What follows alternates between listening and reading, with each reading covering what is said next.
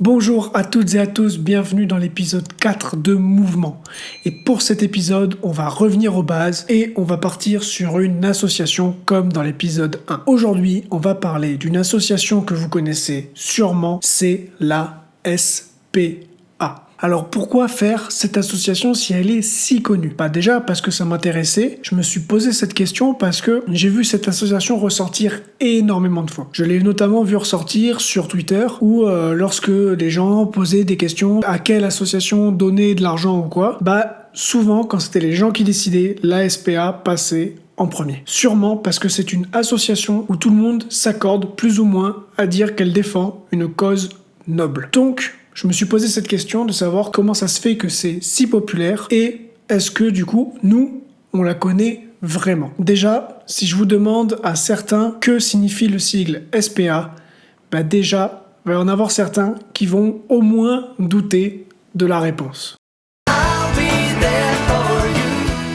La SPA est donc la Société protectrice des animaux. Elle est créée en 1845 par Pierre Dumont de Monteux, Gabriel Delessert, préfet de police de Paris à cette époque, le vicomte Valmer et Étienne Parizet, qui est docteur et qui sera le premier président de l'association. Elle est donc fondée en 1845, ce qui fait d'elle l'association œuvrant pour la protection des animaux la plus ancienne en France. Et en 1860, elle est reconnue d'utilité publique par le gouvernement de l'époque, c'est-à-dire lui. Donc comme on l'a vu dans le premier épisode avec Paul Watson et Sea Shepherd, là, pour Paul Dumont de Monteux, c'est également un acte et une scène en particulier qui va lui faire fonder la SPA. En 1843, il assiste à une scène où le charretier, c'est l'homme qui conduit la charrette, donne des coups de fouet à son cheval à terre, épuisé, de façon à ce qu'il se relève et marche. C'est donc à ce moment-là qu'il se pose une question de morale envers les animaux et décide de créer la fondation. On connaît la SPA notamment pour ses refuges, mais elle gère aussi des dispensaires de soins, et grâce à des inspecteurs et des bénévoles, il travaille partout en France, même si le siège social, lui, est à Paris, dans le 17e par ailleurs. D'ailleurs, les bénévoles, ça correspond à environ 4000 personnes à la SPA, pour 660 employés. L'association possède notamment 62 refuges et maisons SPA partout en France. Je vous mets la carte ici. La différence entre un refuge et une maison SPA, c'est que dans les refuges, il y a les soins pour les animaux qui arrivent. Et dans les maisons SPA, c'est plus pour avoir un lien entre les personnes et l'association. Même si dans les deux cas, ce sont également des lieux d'adoption. Et en plus de ça, vous pouvez retrouver sur la carte les dispensaires qui permettent de la chirurgie ou des consultations sur rendez-vous partout en France pour les animaux, notamment après adoption. L'association se bat globalement sur toute la maltraitance animale, mais étant la plus ancienne, à l'époque où elle a commencé, elle défendait des causes qui aujourd'hui semblent normales, mais qui ne l'étaient pas forcément à l'époque. Par exemple, en 1905, il se mobilise contre l'expérimentation sur les chiens, qui aujourd'hui est une pratique révolue et qui nous paraît normale de ne pas appliquer. Ensuite, en 1976, l'association va déposer la charte de l'animal, qui en gros apporte une protection juridique aux animaux, puisqu'il n'y en avait pas avant, et pose une question morale et philosophique sur le rapport entre l'humain et les animaux. En 92, ils mettent en place une cellule anti-trafic pour lutter contre les élevages clandestins d'animaux, et cela va permettre en 2015 de sauver pas moins de 650 individus. En 2018, c'est plus de 44 000 animaux recueillis dans les refuges de la SPA. Il y a eu ensuite plus de 38 000 adoptions par la SPA et plus de 100 000 animaux qui, eux, ont bénéficié de soins grâce à l'association. Globalement, le but de l'association, c'est de sauver tous les animaux. Donc, lutter contre la maltraitance, recueillir, héberger, soigner les animaux. Mais ils mettent aussi un point d'honneur à la sensibilisation et à la responsabilisation, et notamment chez les jeunes avec la création de groupes jeunes où des enfants, des ados peuvent venir s'occuper et prendre soin des animaux de la SPA. Et enfin, comme on l'a vu, c'est un combat éthique et de questions morales dans nos rapports avec les animaux. Et c'est pour cela que l'association milite contre la corrida, contre l'abattage sans étourdissement, contre l'expérimentation animale, contre les animaux dans les cirques et contre la fourrure animale. Pour mener leur action, ils sont actifs. C'est-à-dire que ce n'est pas une association qui attend dans un refuge qu'on leur apporte des animaux ou qu'on les appelle pour venir en chercher. Je précise car c'est souvent l'image qu'on a de la SPA qui est seulement un refuge. Cependant, l'association possède 4 inspecteurs et 1000 délégués enquêteurs qui réalisent plus de 400 enquêtes par an pour plus de 600 poursuites judiciaires afin de venir en aide aux animaux. Et les animaux dans tout ça, qui sont-ils? Est-ce que ce sont seulement des chats et des chiens? Eh bien, à vrai dire, on peut retrouver des chats et des chiens dans les refuges de la SPA, bien entendu. Mais on retrouve aussi des équidés, des rongeurs, des porcins, des bovins, des ovins, des caprins et plein d'autres. L'association lutte contre la maltraitance et malheureusement, ça touche tous les animaux, comme par exemple les taureaux avec la corrida, les animaux sauvages dans les zoos ou dans les cirques, ou même dans les aquariums, dans les parcs animaliers. Mais ça touche aussi les oiseaux, les poissons, les animaux de laboratoire et tous les autres. Au niveau adoption à la SPA, au moment où j'écris cette vidéo, il y a 1302 chiens et 935 chats sur 2328 animaux au total. Les animaux domestiques en France, ça correspond à 80 millions d'individus, soit plus que la population française. Dans ces 80 millions, on retrouve 14 millions de chats et 8 millions de chiens. On estime également que ces 80 millions d'individus sont répartis dans 50% des foyers. Et malheureusement, on compte 100 000 abandons par an d'animaux domestiques. C'est énorme, c'est encore très loin des 44 000 récupérés dans les refuges de la SPA. C'est aussi pour ça que la SPA et les associations qui luttent contre la maltraitance animale incitent et invitent réellement à réfléchir avant de prendre un animal chez soi. Parce que ce n'est pas seulement un compagnon, il faut s'en occuper, ne jamais l'abandonner, il faut toujours subvenir à ses besoins, pas seulement faire en sorte qu'il subvienne aux nôtres, et c'est très important de prendre un animal qui correspond à notre mode de vie. En fait, certaines personnes ne se rendent pas compte de l'importance que c'est que de prendre un animal avant de le prendre. Et malheureusement, ce sont ces personnes qui se rendent trop tard qu'ils ne peuvent pas subvenir à ses besoins, qu'ils ne peuvent pas s'occuper d'un animal et l'abandonnent à ce moment-là. Alors, on connaît les abandons en bord de route, on connaît les abandons en pleine forêt pour libérer l'animal. On connaît également les personnes qui oublient un animal chez eux alors qu'ils partent en vacances. Et ça, c'est pas acceptable. Il y en a d'autres qui préfèrent amener directement les animaux à la SPA lorsqu'ils ne peuvent plus s'en occuper. Ça peut paraître être une bonne solution. Alors certes, c'est mieux que de l'abandonner et de le laisser mourir de faim, mais ce n'est pas une bonne solution. On l'a vu, c'est 44 000 animaux recueillis par la SPA en 2018. On compte à ce moment-là 4000 bénévoles. Et avec les salariés et les autres membres de la SPA, en gros, on arrive à un rapport de 10 animaux pour une personne. Il est donc très compliqué pour les personnes, les employés et les bénévoles de s'occuper de 10 animaux en même temps. Il faut savoir qu'en plus, certains d'entre eux demandent des soins particuliers dus à des maltraitances dans le passé. Et donc, ces animaux-là demandent une attention supplémentaire. Et donc,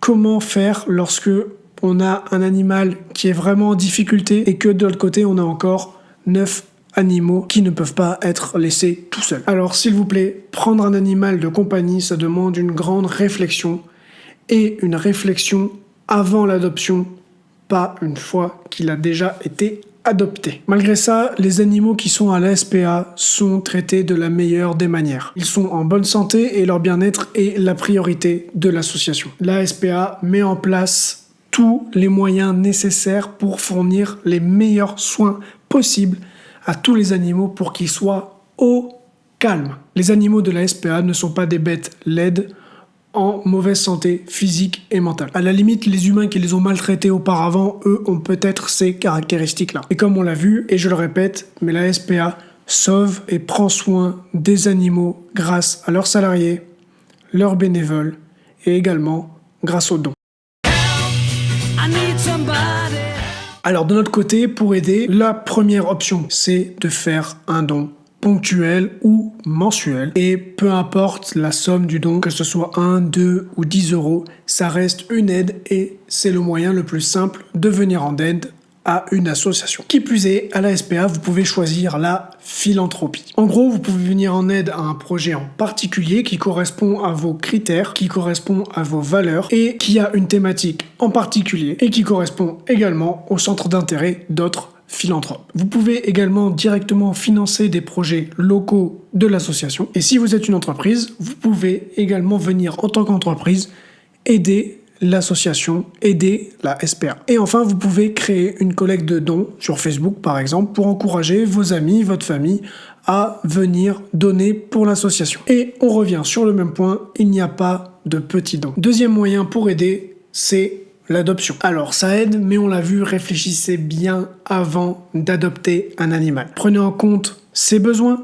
pas que les vôtres, et également votre lieu d'habitation et toutes les choses qu'on a vues précédemment dans la vidéo. Mais évidemment, adopter, ça permet d'aider l'association. Si vous souhaitez adopter, il y a tout d'abord un contact avec une personne de l'association, ce qui permet de savoir si c'est bon pour vous et pour l'animal, et ça permet de créer un lien direct entre vous. Vous allez même pouvoir venir voir l'animal avant et passer du temps avec lui pour créer un lien avant de l'adopter directement. Ça permet de voir si ça se passe bien et j'imagine que ça permet également à l'association de voir comment vous comportez avec l'animal et pouvoir juger très rapidement si vous n'êtes pas bizarre et trop dangereux pour l'animal. Et dernier mot sur l'adoption, vous allez venir voir l'animal avant, mais vous pouvez également venir le voir plusieurs fois pour ne pas trop le brusquer, surtout lorsque l'animal a subi des coups, a été maltraité avant, qu'il ne fait plus forcément confiance. Vous allez pouvoir venir le voir, ça peut être 5, 6 fois, de manière à créer un contact, de ne pas le brusquer. Et si en plus vous avez un autre animal, vous allez pouvoir venir avec pour que ces animaux puissent créer un lien et voir si ça se passe bien entre eux. Donc encore une fois, SPA plus bien-être animal, c'est la base. Troisième point, devenir bénévole. Cette cause demande toujours plus de personnes engagées, même si c'est sur une courte période. En devenant bénévole, vous allez vous tourner vers une des 5 missions suivantes. Bien-être des animaux du site, entretien et confort des animaux, le support bureautique, l'animation et la sensibilisation de la cause animale, et enfin, le bien-être des animaux hors site. Et enfin, le dernier moyen d'aider, c'est de postuler pour devenir salarié de la SPA. Et pour le coup, on retrouve des offres, notamment pour devenir vétérinaire et assistante vétérinaire, chef d'équipe, agent animalier, responsable de refuge ou même membre du siège. Alors évidemment, il n'y a pas une infinité d'offres et il y a des métiers qui sont plus recherchés que d'autres, mais je vous mets le lien pour postuler en description pour ceux qui seraient intéressés. D'ailleurs, vous allez retrouver en description tous les liens pour pouvoir aider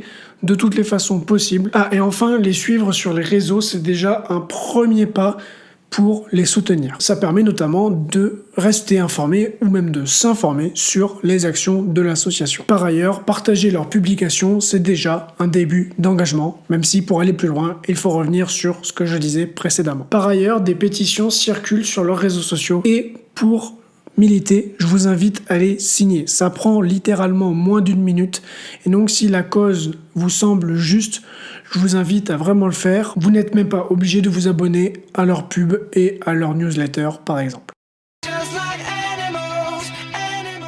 Et oui, il est temps de conclure, même si effectivement je n'ai pas tout dit, qu'il y a des choses qui pourraient être rajoutées, que j'ai forcément dû enlever des choses et qu'il y a des choses que j'ai oubliées. Par exemple, en temps normal, j'essaie de parler des polémiques et des désaccords qu'il y a sur l'association présentée. Cependant, je ne pouvais pas en faire une seule partie dédiée. En gros, ce sont des polémiques juridiques qui datent de la période entre 2002 et 2009, mais c'est un problème qui date et qui n'est plus d'actualité aujourd'hui. Il y a très peu de désaccords éthiques et leur cause est majoritairement soutenue. C'est aussi ça qui fait que c'est une des associations les plus connues en France. La Société protectrice des animaux est la plus ancienne association française dans ce milieu. Au fil des années, elle a pu évoluer de manière à défendre de la meilleure des façons tous les animaux. Aujourd'hui, elle sert de refuge pour les animaux abandonnés et maltraités. Elle soigne et prend soin de tous les animaux. Elle mène des enquêtes pour sauver le plus d'animaux possible. Elle sensibilise la population par des campagnes et elle sensibilise notamment les jeunes. Elle milite également pour faire entendre la voix des animaux en politique. Et enfin, elle sert d'exemple. Et le dernier mot, s'il vous plaît, les animaux sont des êtres vivants. Ce ne sont pas des meubles. Ils ne sont pas là pour satisfaire vos besoins. Et posez-vous la question si ça vaut vraiment le coup d'acheter plutôt que d'adopter. Merci à tous d'avoir suivi cette vidéo. Forcément, j'ai pas pu tout dire. Forcément, c'est une association que tout le monde connaît. Mais je me posais cette question de vraiment savoir, de vraiment aller approfondir le sujet. J'espère que du coup, ça vous a plu. S'il a manqué des choses, vous pouvez également le dire en commentaire. Sinon, pour soutenir ce format, pour peut-être même soutenir l'association et soutenir cette chaîne, partagez, commentez et likez cette vidéo. Et bien entendu, comme je le dis à chaque fois, abonnez-vous. Forcément, on est sur cette plateforme. Vous connaissez le refrain par cœur. Merci beaucoup d'être resté jusqu'au bout. Je vous embrasse de loin, forcément. Je vous dis à très vite pour une nouvelle vidéo. Ciao.